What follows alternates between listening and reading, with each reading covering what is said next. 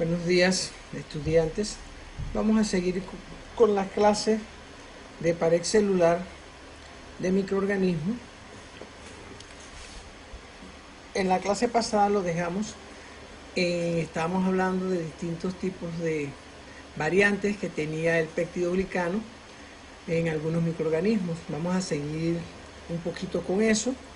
Hablamos de qué es lo que sucedía en los coriniformes, cómo se cambiaba, ¿ves? El alfa del D-glutamina, que podía estar amidado. En este caso, un amidado es un carboxilo con un grupo amina, entonces va a formar una amida, o si no, hubiera podido estar unido a un aminoácido que es la glicina. ¿Okay? También mencionamos que el aminoácido 1, en vez de ser la L-alanina, puede ser la glicina o la serina, o el hidroxilo en el carbono 6 de N-acetilmurámico puede estar acetilado. Eso también lo mencionamos en la clase anterior, ¿no? Y esta es una de las razones por las cuales este peptidoglicano de este tipo de coriniformes va a resistir a lo que son estas enzimas líticas o a lo que son las lisoenzimas.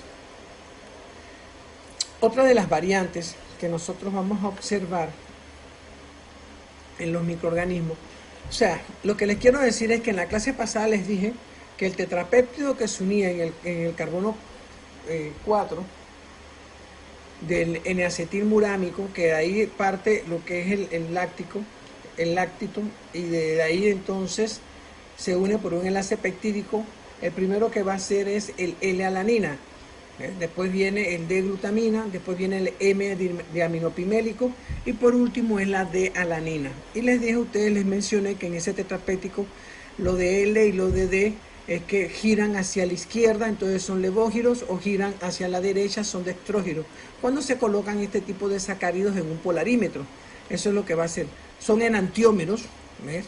Porque es la misma estructura, nada más que uno va a girar hacia la izquierda y el otro va a girar hacia la derecha. Entonces nosotros tenemos algunas otras variantes, que es lo que estamos mencionando ahora, ¿no? Y muchas gram positivas van a poseer en el carbono, en la posición 3 de este tetrapéptido, van a poseer entonces, en vez de M-diaminopimélico, van a poseer L-diaminopimélico, o si no, pueden poseer L-diaminobutírico, o la L-lisina, o la L-homoserina, o la L-ornitina. Son distintos tipos de secciones. Son excepciones que van a tener este tipo de microorganismos, de bacterias más que nada gram positivas, y son variantes que se van a obtener en el peptidoglicano. También les mencioné en la clase anterior que en esta clase de pared celular, cuando tengamos PG, nos vamos a referir a un peptidoglicano o un peptidoglucano. Se puede decir de las dos maneras, peptidoglucano o peptidoglicano. ¿Ok? Entonces, variantes que vamos a tener también en gram positiva, modalidades en las uniones interpeptídicas, o sea, los enlaces peptídicos. Vamos nosotros a obtener este tipo de modalidades. Vamos a tener algunos cambios. Un enlace directo, uno de esos cambios puede ser un enlace directo de la D-alanina, que está en la posición 4 del tetrapéptido, con la M-diaminopimélico, que es un diaminoácido que está en la posición 3. Entonces puede haber un enlace completamente directo. ¿Ves? Puede haber también un solo aminoácido, que tengamos entonces el L-alanina. Esto también lo podemos tener, y vamos a tener un péptido corto. O podemos tener uniones seguidas del mismo péptido, que más que nada va a ser el L-alanina. Vamos a tener L-alanina, L-alanina, o si no, L-alanina, L-alanina, L-alanina. Vamos a tener eso, que va a ser un péptido corto, completamente corto, que no va a tener lo que es normalmente, que dijimos nosotros, que el tetrapéptido que se une a ese láctico va a ser L-alanina, D-glutamina, M-diaminopimélico y la D-alanina. En este caso son algunas variantes que nosotros vamos a encontrar. ¿Ok? Tenemos también, como ya se lo mencioné en la transparencia anterior, vamos a tener un puente de pentaglicina. Vamos nosotros a tener varias glicinas, que eso nos ayuda a mantener una malla un poco más rígida, con poros más pequeños. Podemos pasar a la transparencia esa. Aquí tenemos esa transparencia, en donde vemos nosotros que aquí está el tetrapéptido unido al N-acetilmurámico, y vemos que del carbono 3 al carbono 4 hay un puente que es de 5 unidades de glicina. ¿Lo ven? Y esto hace una malla más rígida, una malla más compacta y una malla con poros más pequeños. Volvemos de nuevo a la transparencia de la que estamos hablando, de las variantes.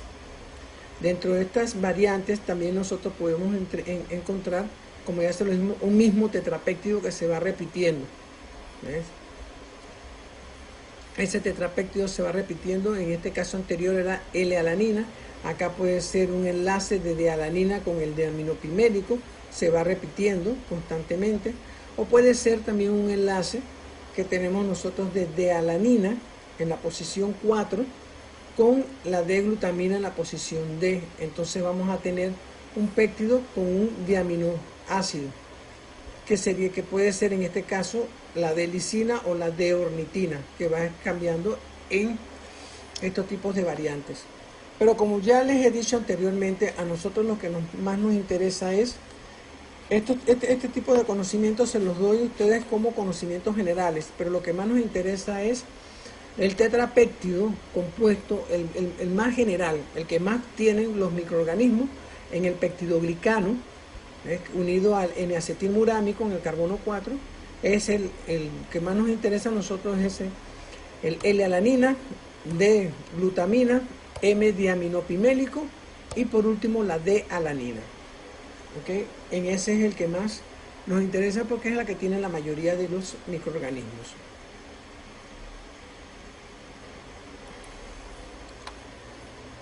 Entonces, hablando más bien de la estructura global del peptidoglicano en las bacterias gram positivas, ¿qué vamos a tener nosotros? Múltiples capas de peptidoglicano.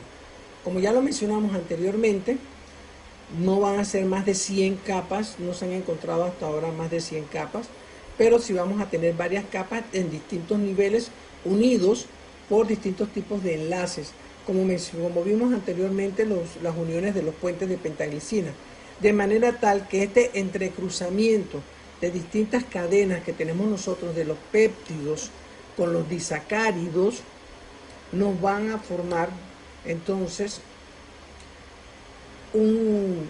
una malla que va a ser, o sea, una red tridimensional muy gruesa, muy rígida, de manera tal que los poros van a ser pequeños, y cuando nosotros entonces hacemos la tinción de Gram y le aplicamos el decolorante, no podemos arrastrar el complejo que se ha formado entre el yodo de Gram y el violeta de cristal, y por ende entonces no se decolora la pared celular de esta bacteria y va a permanecer del color de violeta de cristal, que es un color entre azul y violeta más o menos, dependiendo eso también del tinte que tengamos nosotros.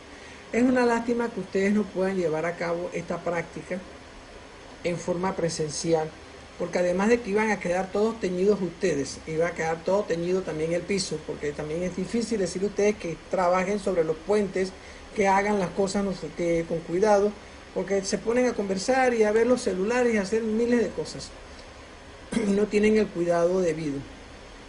Pero hubieran podido observar al microscopio lo que ustedes hubiesen hecho en el laboratorio, porque ustedes se hubiesen encargado de hacer este tipo de tinciones, y le da como cierta satisfacción al mismo estudiante en sí ver lo que hizo y lo que puede observar en el microscopio. ¿Okay? ¿Qué tenemos nosotros en las gram positivas? Las mayorías, por no decir todas, los sacáridos de N-acetilmurámico van a tener entonces tetrapéptidos, que eso es lo que hace que se forme más, se haga una red tridimensional y se forme una capa más compacta, una malla más compacta entre ellos. Y todos estos tetrapéptidos van a participar en distintos tipos de enlaces, enlaces peptídicos y en algunos casos unos enlaces glucosídicos. Entonces, relaciones que vamos a tener en estructura-función en el peptidoglicano. Hay que tomar en cuenta algo, que este tipo de uniones que vamos a tener nosotros, debido a los péptidos que tenemos que salen del N-acetilmurámico, son los que de una u otra forma nos van a dar la rigidez a lo que es la pared celular del microorganismo. Entonces, al darnos ese tipo de rigidez, dependiendo de la cantidad de péptidos que van saliendo en cada uno de ellos, y las uniones, los entrecruzamientos que se van teniendo entre los péptidos, debido a distintos tipos de enlaces que se hacen, o si no de puentes, como los puentes de pentaglicina que se van haciendo, que se van dando en ese caso. Esto nos ayuda a que la misma pared celular pueda soportar de repente estar inmersa en un medio en donde va a tener fuerzas osmóticas entre 5 y 15 atmósferas. Entonces le va a dar cierta rigidez a la pared celular. Como ya le mencioné, el grado de entrecruzamiento también toma un papel muy importante ahí. Y los tipos de enlaces que nosotros tenemos. El enlace alfa entre los dos sacáridos es más lábil, más fácil de romper. En cambio, el enlace beta es más difícil de romper, que va del carbono 1 al carbono 4, como se lo mencioné en la clase anterior. Este es mucho más compacto. Por esa razón, debido a las cantidades de péptidos que tiene, a los grados de entrecruzamiento, al enlace que tenemos entre los dos sacáridos, el N-acetilmurámico y el N-acetilglucosamina, es lo que nos va a decir que esto va a ser más estable, más difícil de romper este tipo o de penetrar, más que de romper, de penetrar por este tipo de pared celular. Y la otra cosa que también le da mucha estabilidad al peptidoglicano, o más que nada a la pared celular, es cómo se alternan los aminoácidos que giran hacia la izquierda, que se polarizan hacia la izquierda, y los que se polarizan hacia la derecha.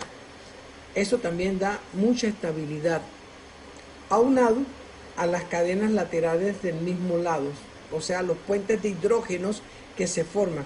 Por eso es que le estamos hablando de los grados de entrecruzamiento, que no solamente son por enlaces peptídicos, por enlaces glucosídicos, por los puentes de pentaglicina, sino también por puentes de hidrógeno. Todo este tipo de grados de entrecruzamiento es lo que nos va a dar cierta rigidez a la pared celular. Y de igual forma nos va a ayudar a nosotros también, además de la rigidez, a mantener una flexibilidad, ya que este tipo de pared celular va a soportar distintos tipos de variaciones de presión osmótica. Eso lo veremos cuando nosotros hablemos de presión osmótica. Aquí vamos a tener un transporte activo. También vamos a hablar de eso cuando hablemos de fenómenos de transporte. Y vemos cómo, de una u otra manera, la pared celular se puede ir adaptando. Va a tener una cierta rigidez, pero a la vez también va a tener una flexibilidad. Además de esto, todos estos grados de entrecruzamiento de una u otra forma van a condicionar la morfología celular. Nos van a indicar qué tipo de morfología es la que va a tener el microorganismo. Entonces ya están viendo ustedes la importancia que tiene el peptidoglicano en la pared celular de los microorganismos.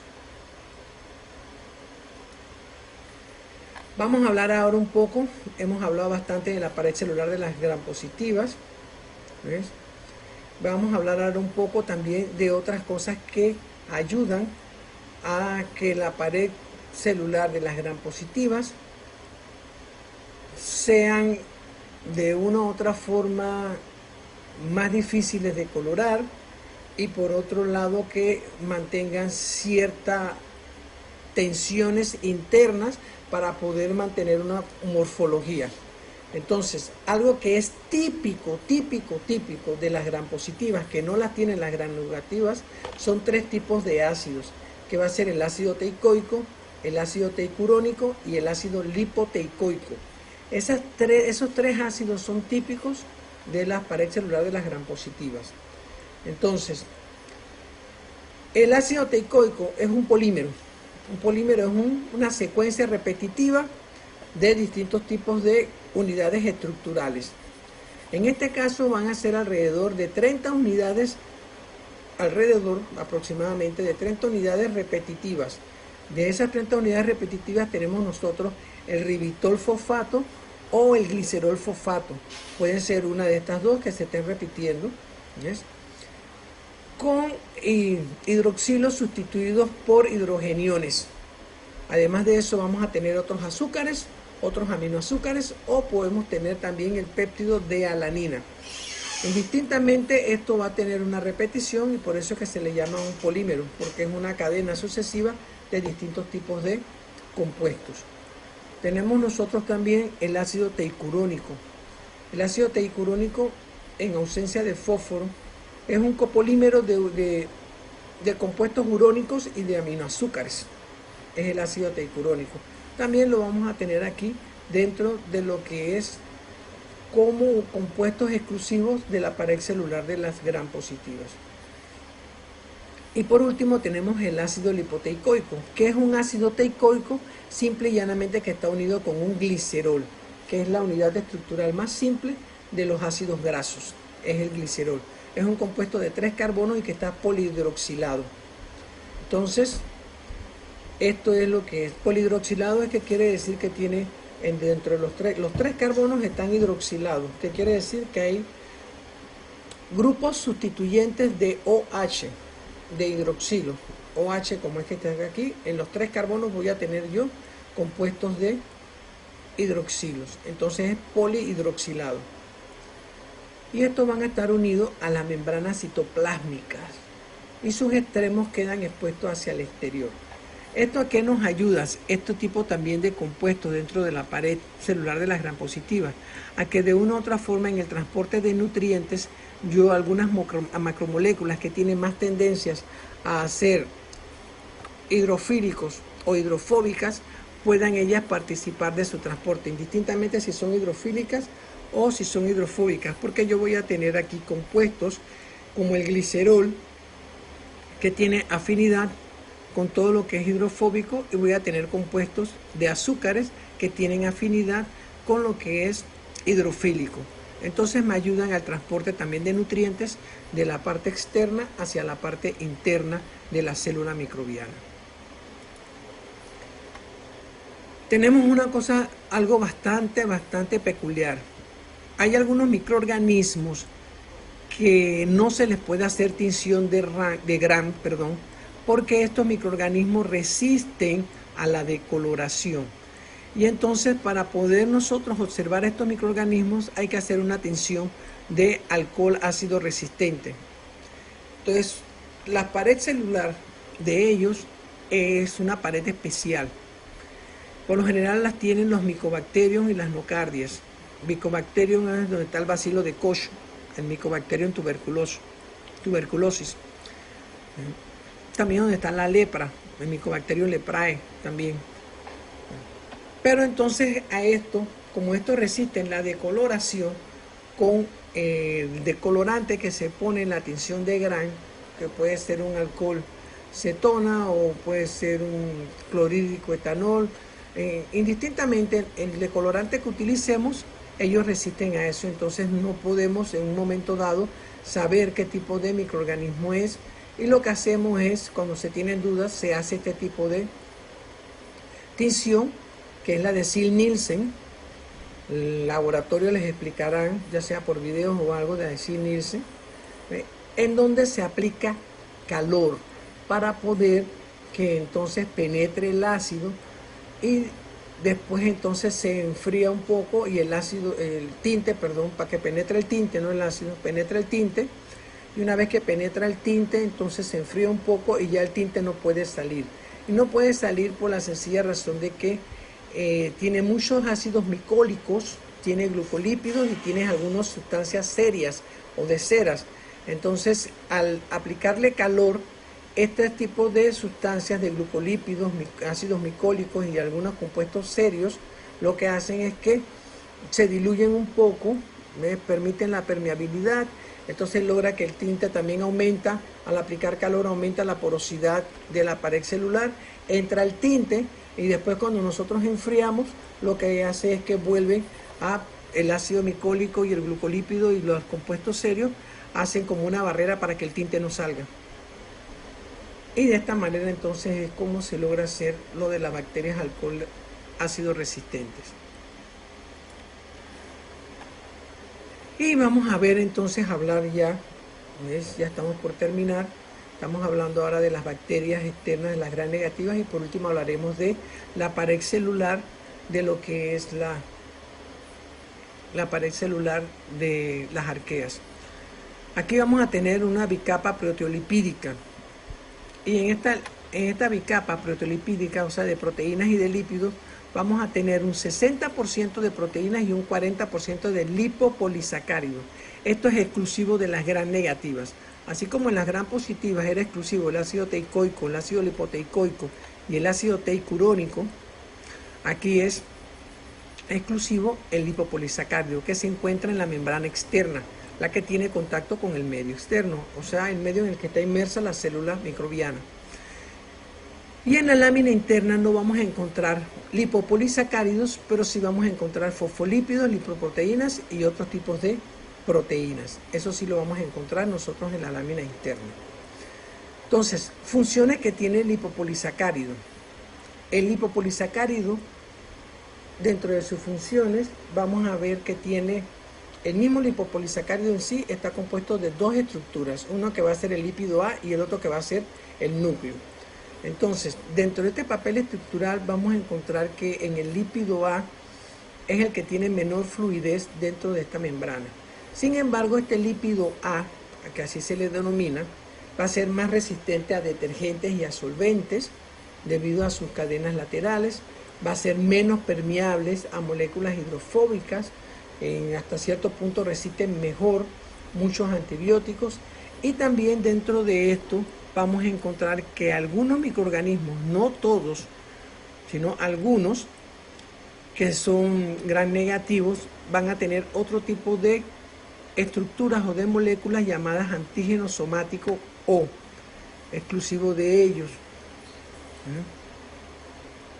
que esto les da cierta resistencia también a lo que son algunos antibacterianos que vamos a utilizar. Le da cierta resistencia este antígeno somático O, y también ayuda al sistema inmune, a que reconozca ciertas cosas del sistema inmune.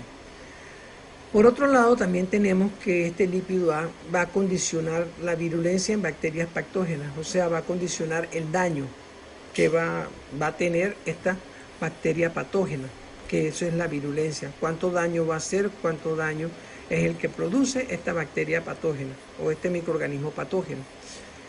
Y este condicionamiento se debe a que se puede unir a cationes de magnesio, a cationes de zinc, que le van a dar ciertos tipos de aumento en cuanto a lo que es la virulencia en sí, o también puede disminuir un poco la virulencia si añadimos algún tipo de agente esquelante como el EDTA, que hace entonces que se desorganice por completo la membrana externa, que haya una despolarización, y entonces al haber una despolarización en la membrana externa vamos a tener entonces un condicionamiento de la virulencia. Papeles y funciones del lipopolisacárido. Como ya mencioné, una región del lípido A, que es conocida como una endotoxina. Este lípido A también va a tener unos papeles positivos y unos papeles negativos. Dentro del papel positivo vamos a tener que es muy fácil de reconocer por bacteriófagos. ¿Ves? Reconoce rápidamente esto y va a liberar citoquinas, de manera tal que se pueda activar rápidamente el sistema inmune. Porque al hacer esto suelta, se hace una disrupción del lípido de manera tal que queda la toxina ahí, y entonces ayuda al sistema inmune a liberar citoquinas y activarlo. Dentro de lo que es el papel negativo, tenemos que si de repente el sistema inmune se activa mucho debido a la disrupción del lípido A, vamos a encontrar fiebres, inducciones de fiebres, y en algunos otros casos hipotensión, se baja la tensión arterial en las personas, que puede llevar a un fallo cardíaco, y por último puede haber algún tipo de actividad necrótica en tejidos. O sea que hay que tener cuidado, mucho cuidado con el lipopolisacárido en las bacterias gram negativas. Otras cosas que vamos a hablar nosotros, ya hablamos de la pared celular de las gram positivas, la pared celular de las gram negativas. Vamos a hablar un poco de las proteínas que tienen las membranas externas, como se los mencioné anteriormente. Vamos a tener nosotros las llamadas porinas, son proteínas de transportes. Estas proteínas de transportes o porinas, si de repente nos vamos un poco para que a ustedes les venga a la mente de lo que les estoy hablando. ¿Ven? Aquí están la membrana externa, el espacio periplásmico, la membrana interna. Y este trímero de proteínas que ustedes ven aquí de color verde es lo que es una proteína transportadora llamada porina. ¿Ok? Entonces sigamos ahora con la transparencia en la que estábamos.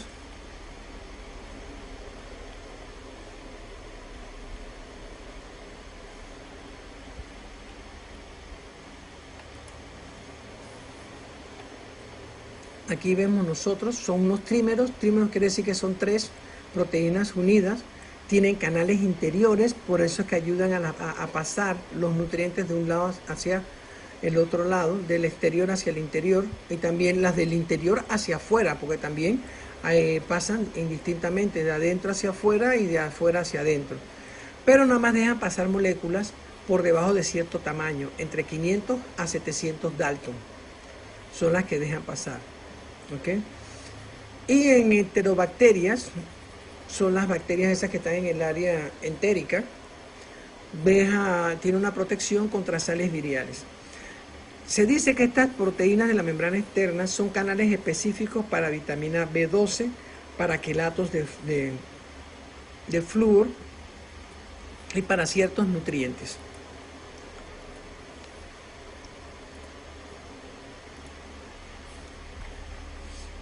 Ok, ¿qué funciones tiene la membrana externa? Ya ustedes lo ven, ya hemos estado hablando de eso. Es un tamiz molecular, es la que de una u otra forma permite la selectividad.